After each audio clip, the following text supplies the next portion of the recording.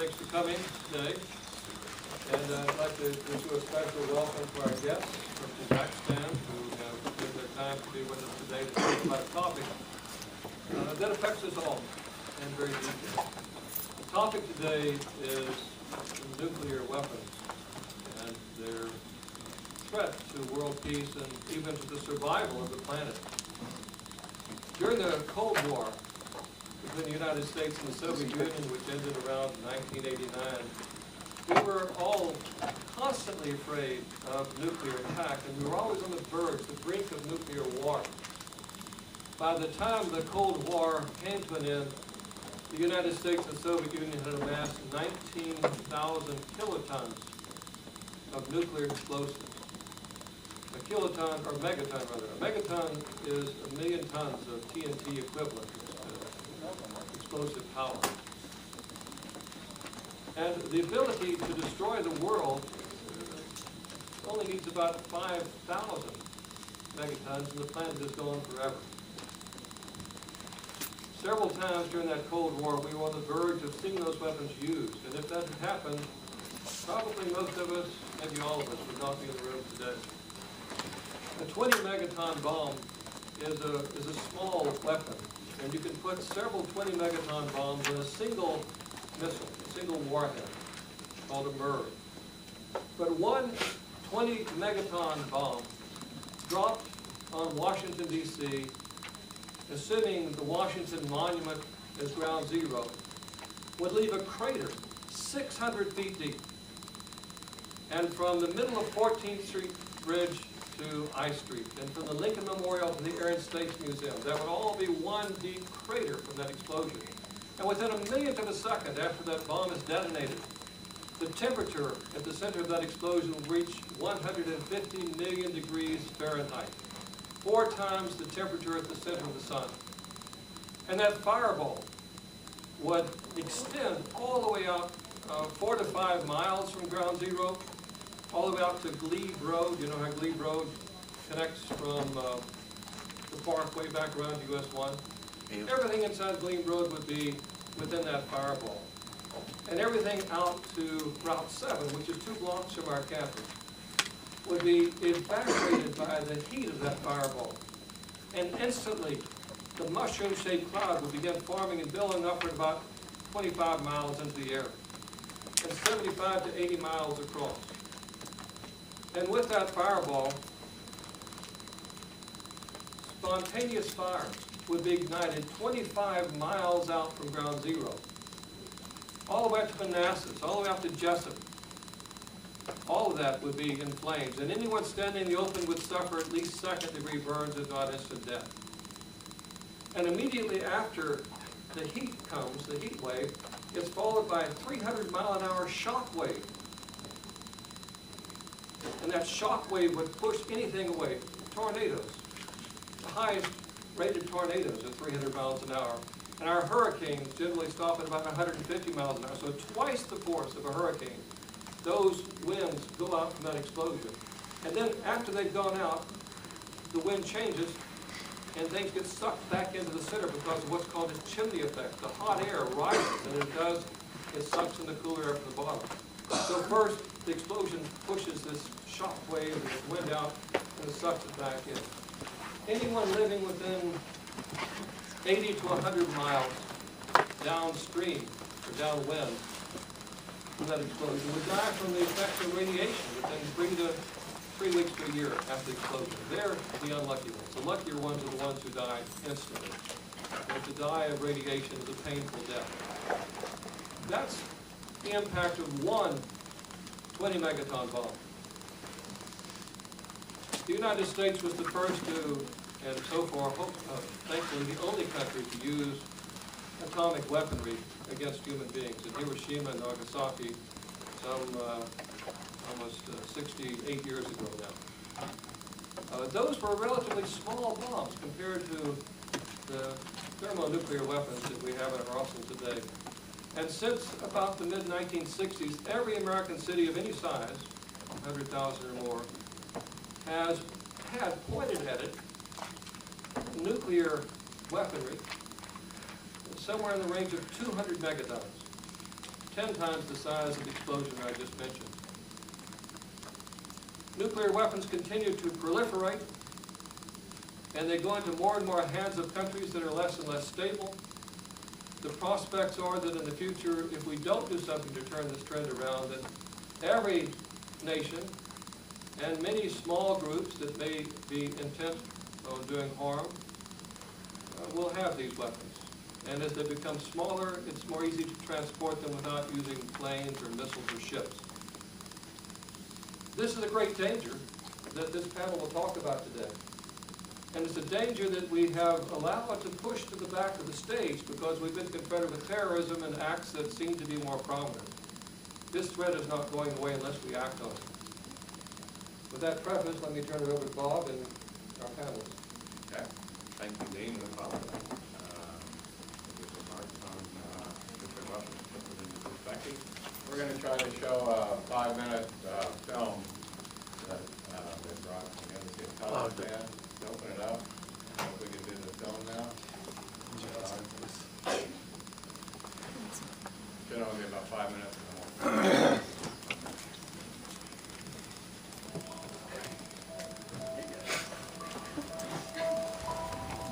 On August 29, 1949, the former Soviet Union detonated what would be the first of more than 450 nuclear warheads at their new testing site in eastern Kazakhstan. Just 100 miles away, the people in the industrial city of Semipalatinsk watched as the sky lit up and radiation filled the air. Today, that city is called Semi.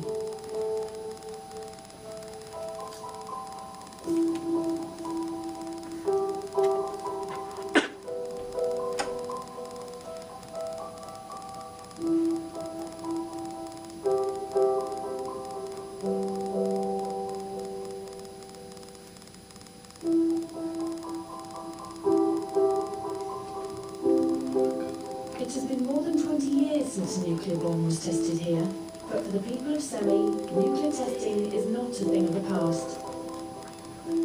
Every day, many residents in Semi live with the legacy of those tests. For these people, the consequences of nuclear testing, the devastating effects of nuclear radiation are clear. Over the 4 decades of nuclear tests, approximately 1.5 million people in the region were affected. Today, 1 in 20 children is born with deformities. The cancer rate is 50% higher here than elsewhere in the country. Many of the population die before reaching 60.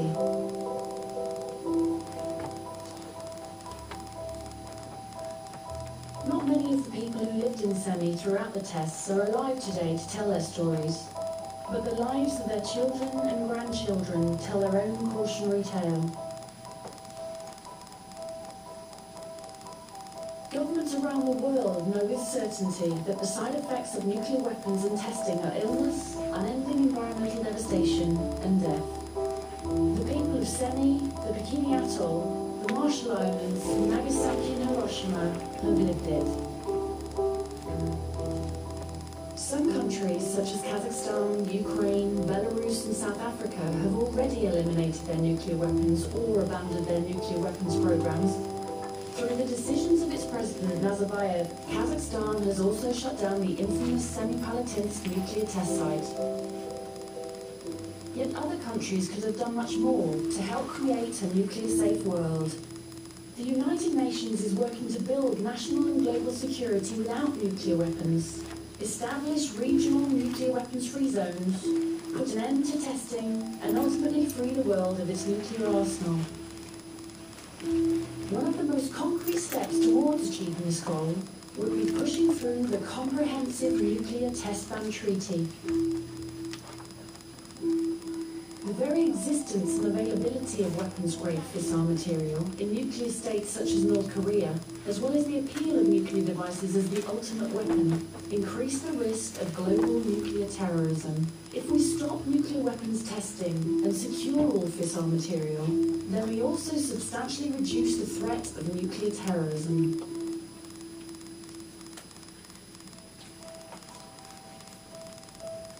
The people of Semi, Nevada and the Marshall Islands didn't know they'd become the victims of nuclear radiation, But if you're watching this, you now know that their fate could be your own.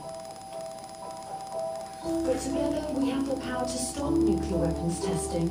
Today we have the power to create a nuclear-safe world. By joining together, we can let the people all over the world affected by nuclear weapons testing know we heard their story.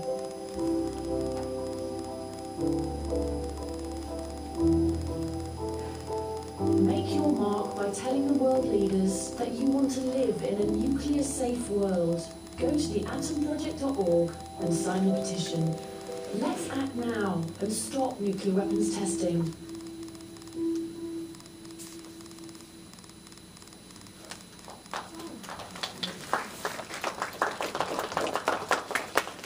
Thank you. That's very dramatic. My name is Robert Gutman.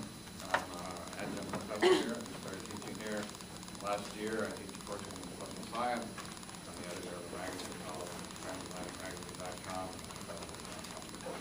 I'd like to welcome everybody. I'd like to thank Dean McClellan. I'd like to thank the Institute for Public Service, Linda Rodriguez.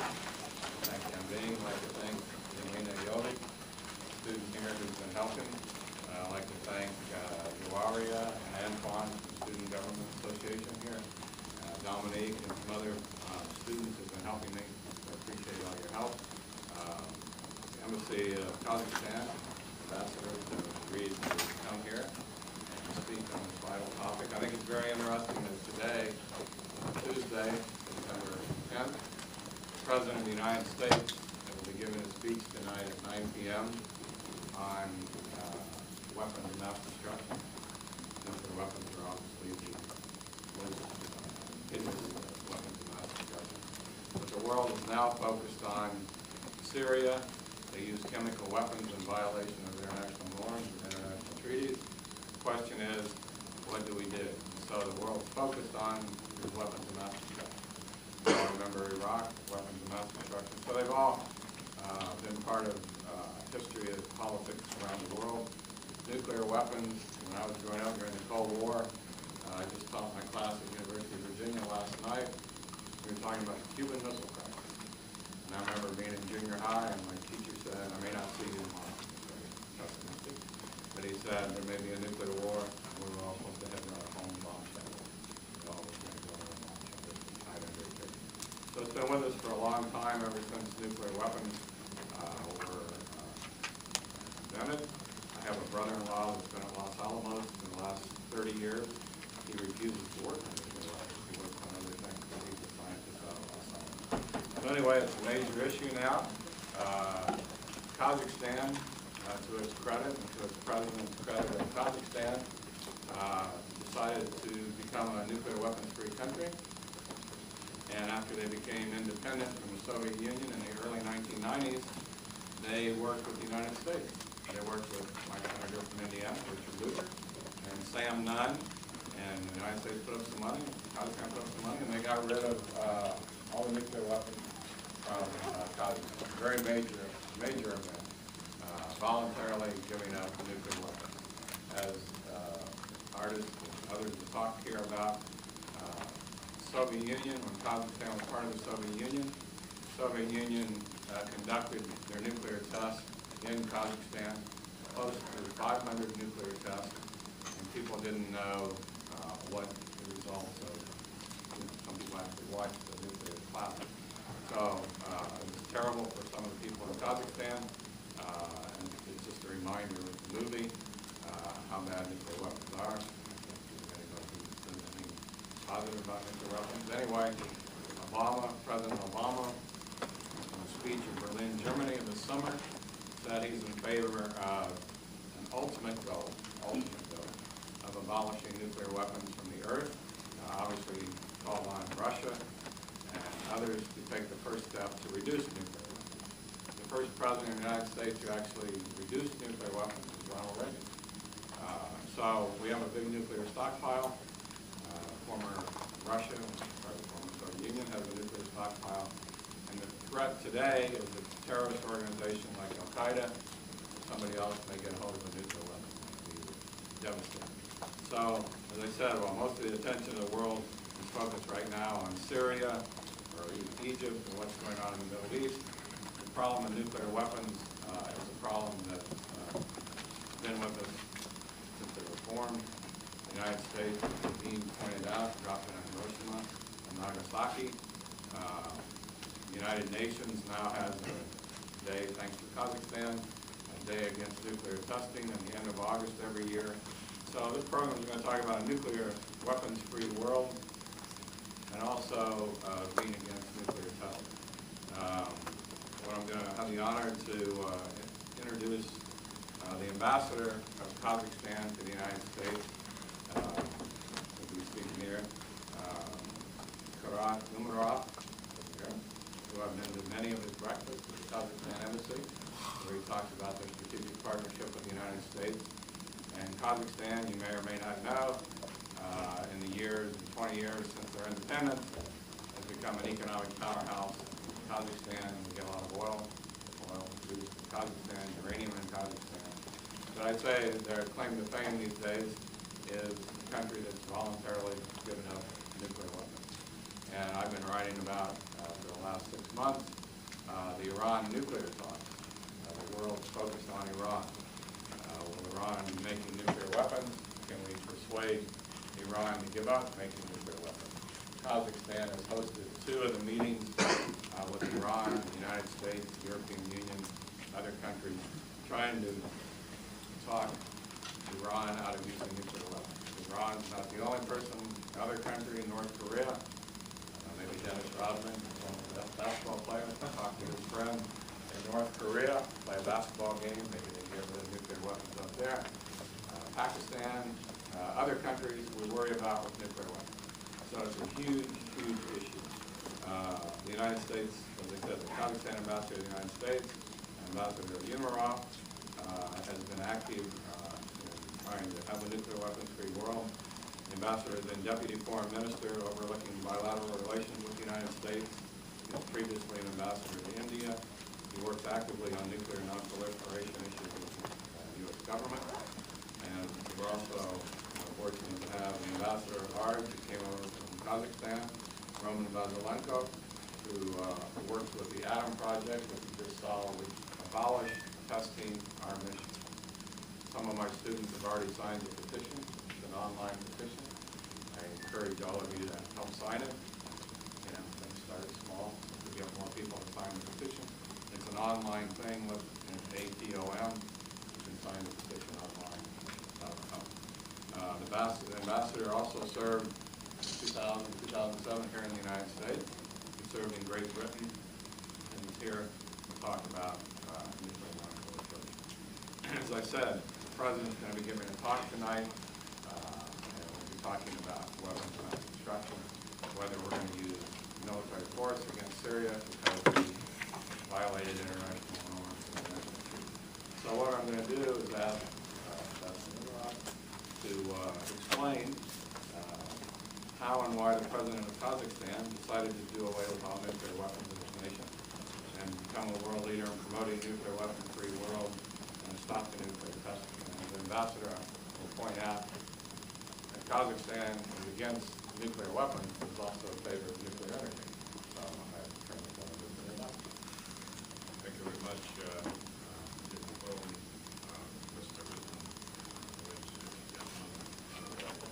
It's really a pleasure to be here because this thing is very close to my heart. I prefer also a press like you and I spoke about different things. Unfortunately, because my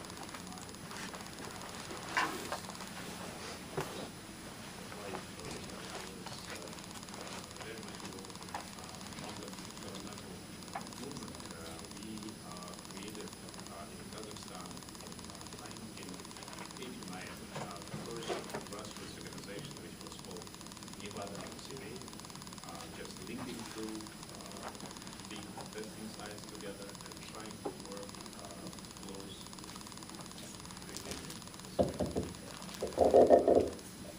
close the nuclear testing site. And I actually myself visited Sept very often and talked to those people. not particularly those who are on the video, but there are many other people in Semipalatinsk who actually suffered from this nuclear testing. You watch the video, and you know, it's when you look into the eyes of the mothers who are afraid of giving birth to the children because they're not sure whether they will be born safe and with all the limbs. When you talk to people who actually spend the whole of their lives struggling with the disabilities, you really get emotional. This is actually the nuclear legacy we have to live with. And this is a tragedy, actually, we have to cope with.